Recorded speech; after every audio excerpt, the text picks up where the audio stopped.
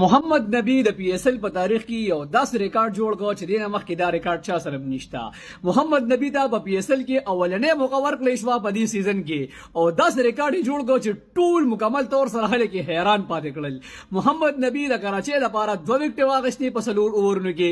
او اورنز ورکړل چې د پی اس ال په تاریخ کې د ټول نه بیسټ اکونومي ریټ سره دا بالینګ وشو چې د بیسټ په سلیریشتو بالونو ته اورنز ورګي. نو دا په یو اوور کې تقریبا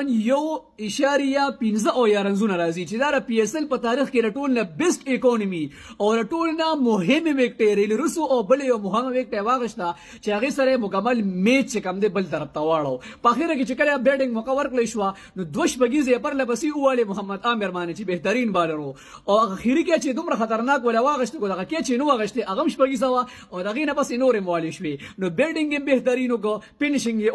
او هغه سره دو مهمه داسې وکټ واغښتې چې هغه سره مکمل 50% د کراچۍ میچ په یوازې ماره چینج کو. نو بهترین انعامات هم ورکړل شول او دا ثابت کړه چې افغان لوبغاړي ته موقع ورکړي شي هغه څه ګول شي. او کومنټیټر یو خبره وکړه چې د سلويخت کال نه پس په لوب څنګه کې د محمد نبی نه چل زده کې